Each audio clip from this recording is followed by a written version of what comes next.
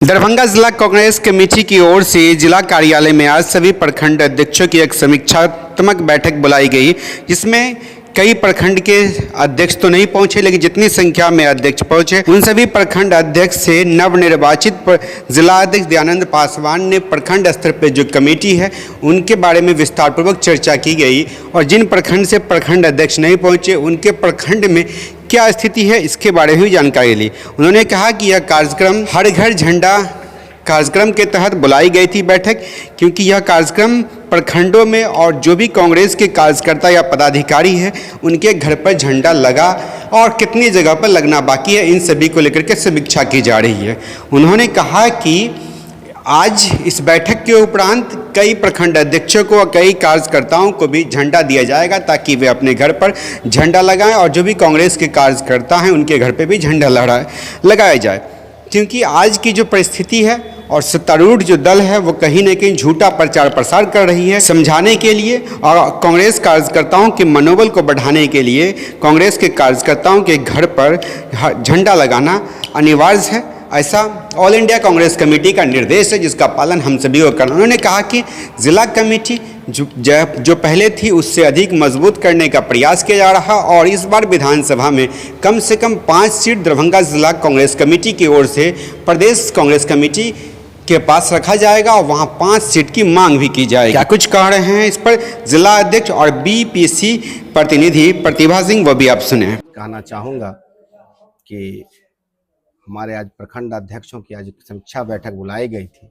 उसमें ये विषय था कि हर घर झंडा का कार्यक्रम जो हमारे अखिल भारतीय कांग्रेस कमेटी और प्रदेश कांग्रेस कमेटी के निर्देशानुसार पूरे प्रदेश में चल रहा है, वही कार्यक्रम पूरे दरभंगा में हमारे 1 महीना से कि कार्यक्रम चल रहा है।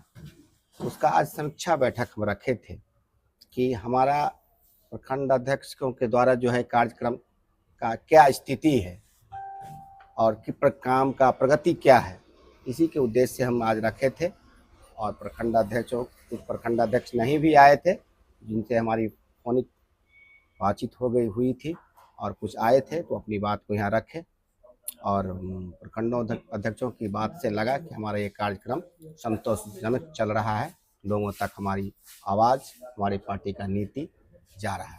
जब आप जिला अध्यक्ष बने हैं, नए जिला अध्यक्ष हैं, कुछ दिन ही हुआ है, कैसा महसूस कर रहे, कितनी मजबूत संगठन है आपके जिला में?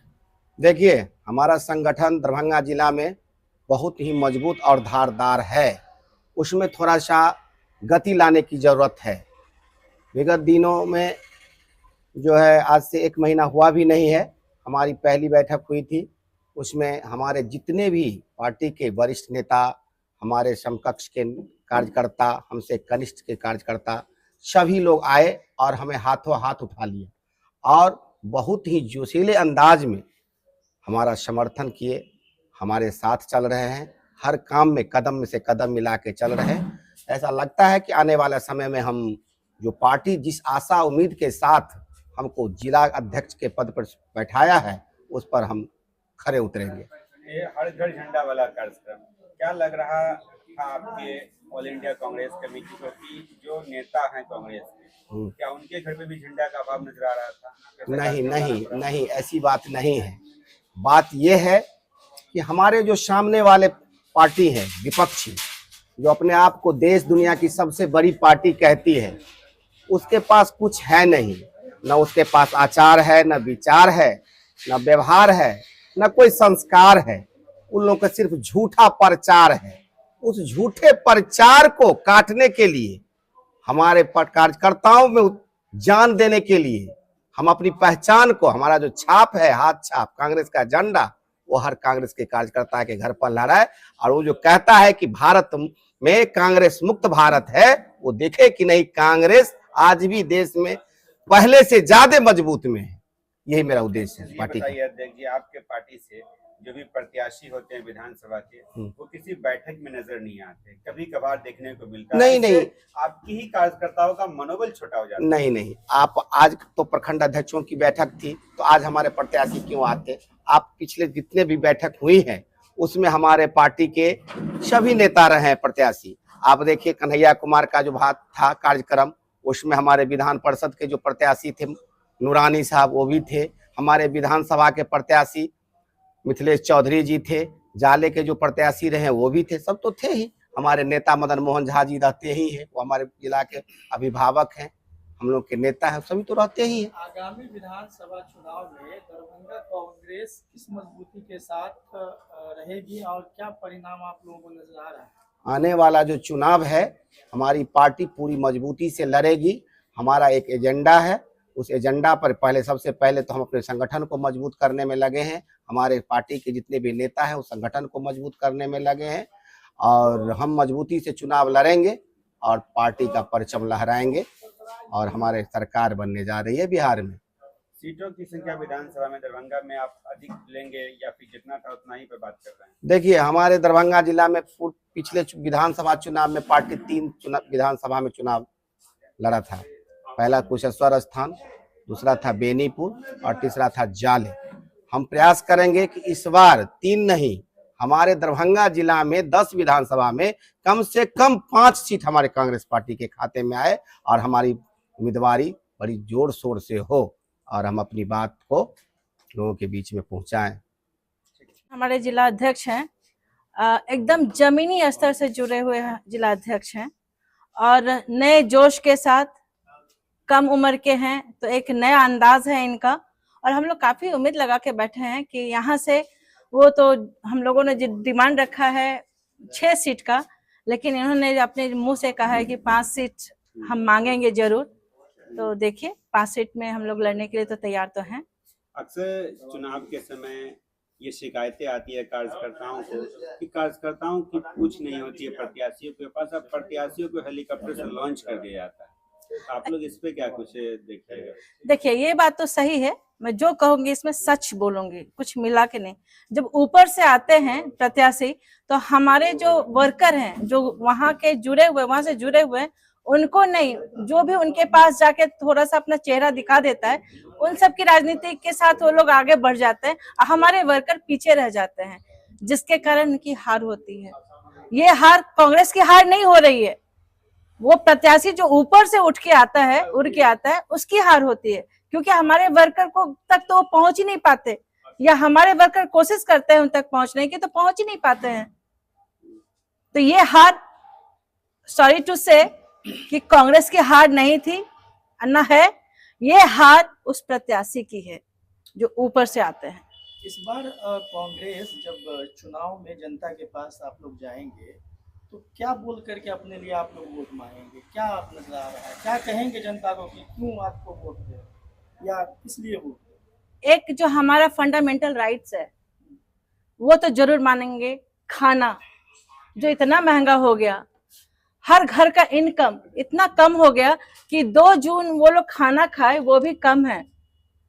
वो जो 5 केजी और 2 केजी अनाज भी जो जाता है एकदम सड़ा हुआ सा जाता है।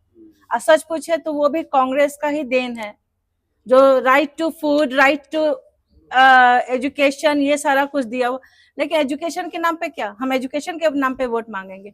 आज जितने भी सरकारी स्कूल हैं अभी के दौर पे, उनकी जो स्तर है इतने नीचे स्तर से गिरा हुआ है कि वहां पे पढ़ाने के लिए अच्छे टीचर नहीं है। डिग्रियां बहुत है उनके पास, वो क्वालिटी नहीं है।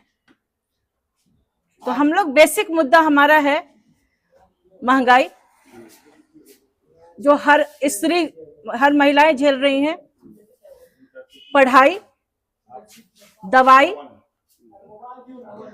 और झूठ की जो राजनीति है, गलतफहमी की जो राजनीति है, ये पुलवामा कांड, ये फिर से जब इलेक्शन आता है तो इस तरह के कांड आपने देखा होगा, रिकॉर्ड निकालिए आपको मिलेगा। ठीक इलेक्शन से पहले पुलवामा कांड हुआ था, ठीक अभी यहाँ इलेक्शन है तो अभी क्या हुआ है, हमारे पहलगाम में 28 लोग माने निर्दोष लोग मारे गए हैं।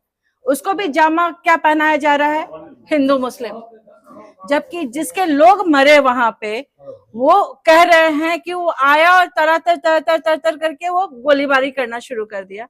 और इन लोगों ने क्या कहना शुरू किया है कि वो जाति पूछ के वो ये मारा, गोली मारी है।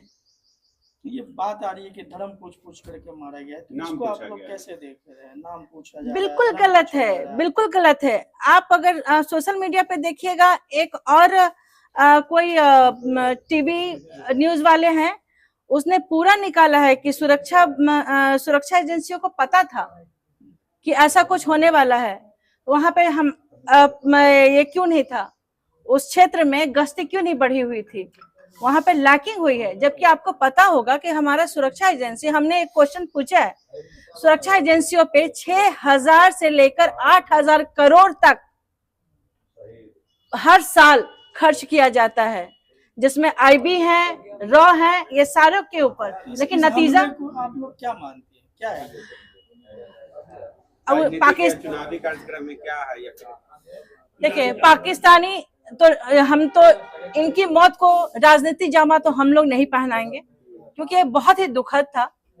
पाकिस्तानी जो ये भ्रम लेके पैदा होते हैं, आके करते हैं, जो सही बात है वो है। इसके साथ हम लोग सारे लोग प्रधानमंत्री के साथ खड़े हैं कि आप उनको पनिश कीजिए, हैंग टू डेथ आप लेके जाइए उनको। थैंक यू फॉर वॉचिंग दर्पण 24 न्यूज।